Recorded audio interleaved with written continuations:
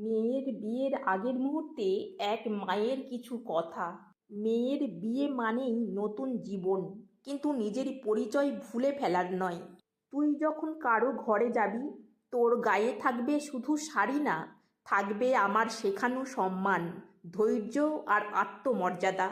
মনে রাখিস মা, তুই একটা পরিবারের সদস্য হতে যাচ্ছিস, কিন্তু নিজের স্বপ্ন, ভালোবাসা আর চাওয়াগুলো রেখে নয়, সঙ্গে নিয়ে।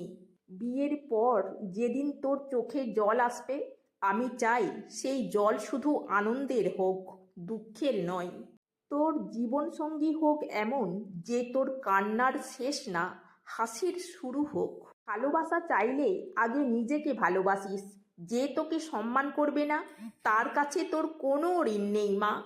যত বড় সংসারই হোক না কেন, তুই যেন নিজের আত্মা না হারাস। কারণ যেদিন তুই নিজেকে হারাবি, সেদিন ভালোবাসাও তোর থেকে দূরে সরে যাবে। বিয়ে মানে কেবল সংসার না, এটা দুজন মানুষ মিলে একে অপরকে জানার, বোঝার, শ্রদ্ধা করার শপথ।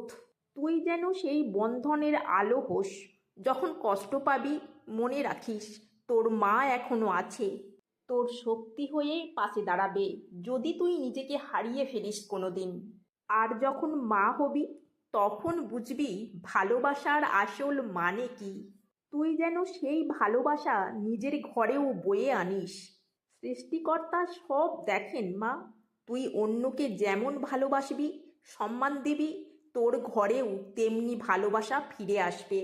বিয়ে মানে শুধু একজনের ঘর যাওয়া নয়, এটা দুই পরিবারের হৃদয়ে বন্ধন গাঁথা, আর একজন মেয়ের শক্তি হয়ে ওঠার নতুন পথ চলা।